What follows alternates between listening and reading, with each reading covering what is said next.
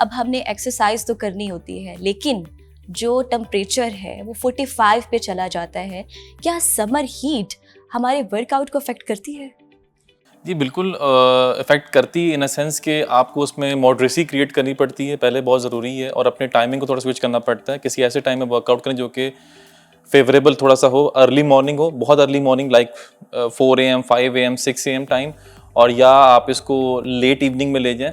अगर आपके पास ऐसी कंडीशन अवेलेबल है जहाँ पे एयर कंडीशन फैसिलिटीज़ हैं तो ऑफ कोर्स वहाँ पे तो कोई ऐसा इशू नहीं है, क्योंकि अंदर जो टेम्परेचर होता है बहुत कंफर्टेबल होता है। बट वर्कआउट तो लाजमी करना है, बट समर में थोड़ा सा आपने देखना होता है कि इसकी इंटेंसिटी कैसे रखनी है आपने इंपॉर्टेंटली, और जिस जगह पे आप कर रहे हैं वो जगह कैसी है, वो फेवरेबल होनी चाहिए बॉडी के लिए। अच्छा, तो बेस्ट टाइम है कि हम सुबह एक्सरसाइज कर सकते हैं। जो लोग सुबह नहीं उठ सकते, सुबह एक्सरसाइज नहीं कर सकते, वो ज्यादातर लोग मैंने देखा है रात को डिनर के बाद एक्सरसाइज करते हैं। देखिए मरीम, इसमें कोई बेस्ट टाइम उस लिहाज से नहीं होता। टाइम बेसिकली डिफाइन करता है आपके लाइफस्टाइल की बेस के ऊपर। आपका अगर लाइफस्टाइल ऐसा है जिसमें आप लेट उठते हैं और आपका रात तक देर तक जागने का स्केड्यूल होता है, तो उसमें जो टाइम आपको मिल रहा है, देखें प्राइमरी नीड यहाँ पे है वर्कआउट करने की।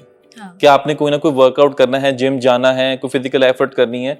सो उसमें अभी ये अगर हम बहाने ढूंढना शुरू कर दें कि जी मैं सुबह नहीं उठा तो मैं वर्कआउट स्किप कर दूं, मैं तो नहीं कर सकता, ऐसा नहीं है। जो आपके स्केड्यूल के अंदर बेस्ट चीज सूट करती है उसको करें। पहली बात है चीज को अपनाना, लाइफस्टाइल का हिस्सा बनाना।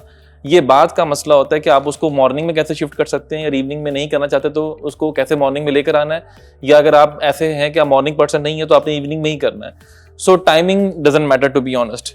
इंपॉर्टेंट चीज ये कि आपने उसको करना है और कैसे करना है और डूएबल करना है और लॉन्ग टर्म करना है। अच्छा, वो खवातीन जो घर बैठ के हमें देख रही हैं, जो जिम नहीं जाना चाहती और घर बैठ के स्लिम और स्मार्ट होना चाहती हैं, उनके लिए कोई हैक्स बता दें, घर बैठ के वो पतला कैसे हो सकती है?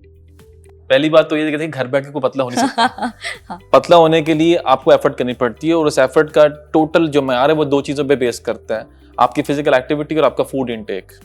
तो आपका food intake should be very much moderate according to your lifestyle. Again मैं बार बार वर्ड लाइफस्टाइल इसलिए बोलता हूँ बिकॉज हर बंदे का रहने सहने का अंदाज, रूटीन, वर्क प्रेशर, एवरीथिंग बहुत डिफरेंट होती है बंदे से।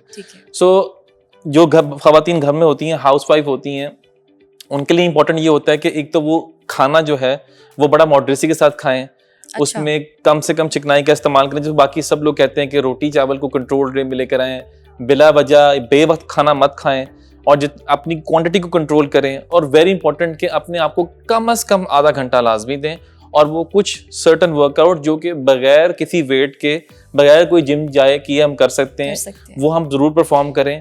अपनी वॉक को इंटेग्रल पार्ट बनाएं जिंदगी में, कि आपने कम से कम इतना स्टेप काउंट करना है। अच्छा, स्टेप काउंट के ऊपर लेके बहुत सी चीजें हैं कि जी 10,000 स्टेप काउंट करने हैं, या 5,000 करने हैं, या 15,000 करने हैं। तो भाई मेरी सबसे रिक्वेस्ट ये कि आप स्टेप काउंट का मयार अपने हिसाब से सेट कर लें। अगर आपका दिन में स्टेप काउंट लेट से 500 है, आप बिल्कुल नहीं हिलते, तो आप कोशिश करें कि मैंने इस 500 को 3,000 करना है। अपने आप को छोटे छोटे टारगेट देना शुरू करें, उस टारगेट को ग्रेजुअली इनहैंस करें। अच्छा, अपनी चीजों को खुद बेहतर करने के लिए खुद टारगेट जब सेट करता है इंसान, तो उसके लिए एफर्ट अच्छी होती है।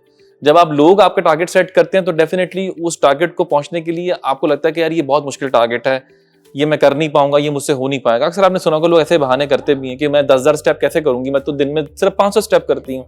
सो बेहतर ये कि उसको हम ग्रेजुअली इंक्रीज करें, और स्मॉल टारगेट्स देके एवरेज एक इंसान जो कि अपने आप को हेल्दी लाइफस्टाइल में फिट इन समझता है, वो 8 से 10,000 स्टेप कर रहा होता है। उज़ैर, हम लोग सेलिब्रिटीज के पीछे होते हैं और सेलिब्रिटीज आपके पीछे होते हैं, इसका क्या राज है?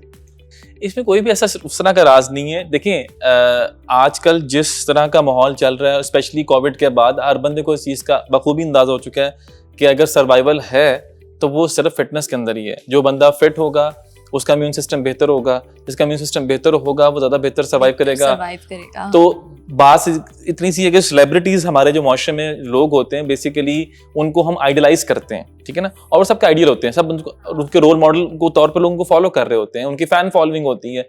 सो उनको अपने आप को मेंटेन रखना, फिट रखना, अच्छा दिखना, कैमरे पे ऑन स्क्रीन और ऑफ स्क्रीन दोनों तरफ से अच्छा लगना उनके लिए बहुत जरूरी है, उनके एक शोबिस की एक रिक्वायरमेंट है, आप ये समझ लें। सो और मेरे सेलिब्रिटीज मेरे पीछे उस तरह से, देखें जो बंदा अपने काम में अच्छा होता है ना, हर बंदा उसके काम की तारीफ भी करता है और चाहता है कि मैं इसके साथ काम करूं। सो मैं अपनी कोई तारीफ नहीं करूंगा, बट बात ये कि मैंने सिर्फ ये चीज सीखी है कि डिसिप्लिन मेंटेन रखूं और लोगों में डिसिप्लिन कायम करूं। सो जो डिसिप्लिन एक्चुअली है वो फिटनेस का दूसरा नाम है। सो फिटनेस के पीछे कोई और मिथ या रॉकेट साइंस नहीं है। Fitness is just all about getting your life into discipline.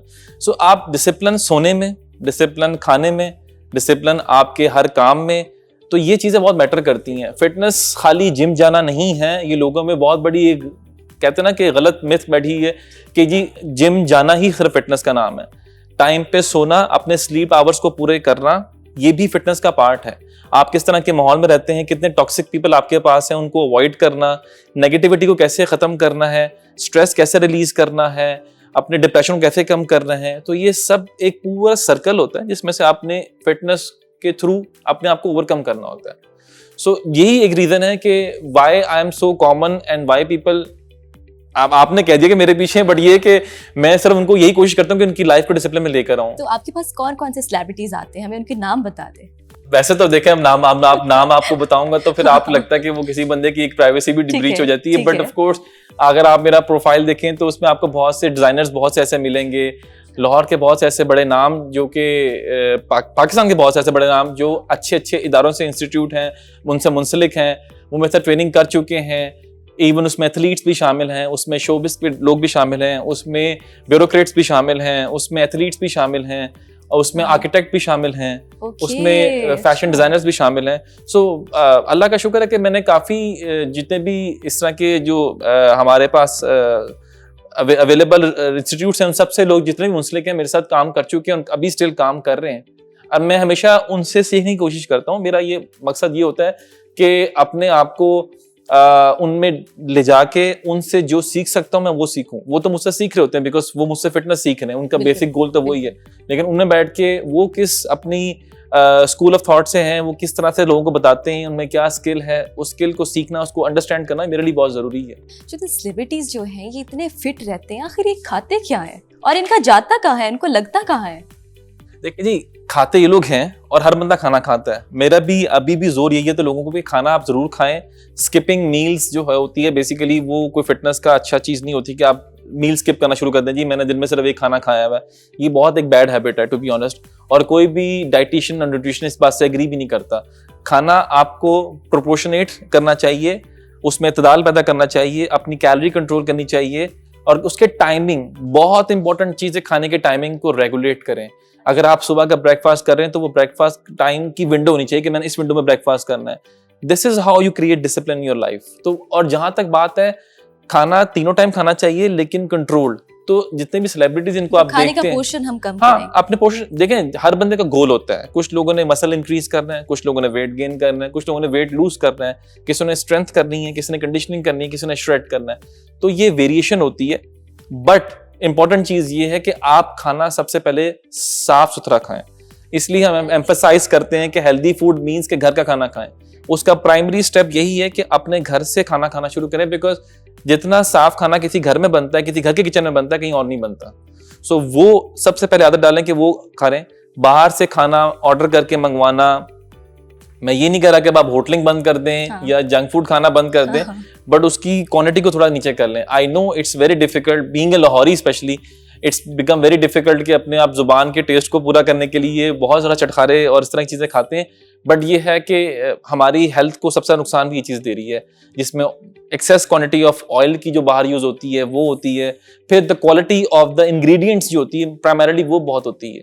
सो ये बहुत से ऐसे फैक्टर्स हैं जिनमें पूरी इंडस्ट्री एक किस्म की इन्वॉल्व होती है। बट अगेन मैं लोगों को ये कहूँगा, हेल्दी फूड का मतलब होता है कि घर का खाना, और उसके बाद अपने फूड को आप मजीद फिल्टर करना शुरू करें कि घर के खाने के बाद आपने क्या खाना है क्या नहीं खाना।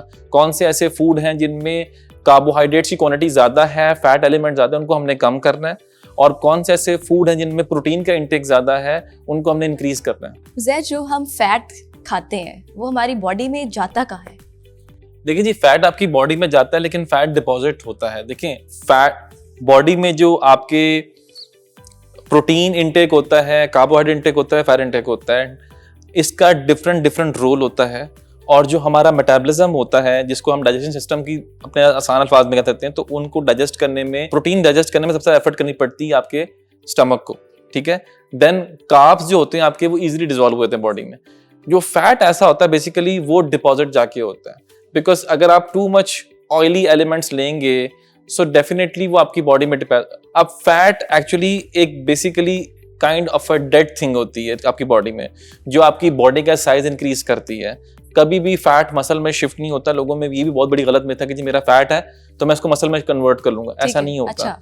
सो फैट डिपॉजिट को हम कम करते हैं, और कम करने का तरीका ये है कि उसमें आप इनटेक ऑफ फूड में जो फैट एलिमेंट है उसको बिल्कुल रिड्यूस करना शुरू कर दें, और एक पॉइंट आ जाए कि आप जीरो फैट पे आ जाएं। पर हर चीज का ग्रेजुअल प्रोसेस होता है। सो बॉडी में इनफैक्ट फैट की जरूरत होती है। ये बात नहीं कि आपकी बॉडी को कार्ब्स भी चाहिए, फैट भी चाहिए, प्रोटीन भी चाहिए, बट उनका जो क्वांटिटी है of intake that is very important. So high and पे प्रोटीन लेना आपने अगर मसल ग्रोथ करनी है, कार्ब्स आपके लिए जरूरी हैं क्योंकि आपने बॉडी फंक्शनैलिटी करनी होती है, फैट भी जरूरी होता है। अगर बॉडी में बिल्कुल फैट कम हो जाए तो डेफिनेटली बॉडी की फंक्शंस में जो ऑर्गेनिक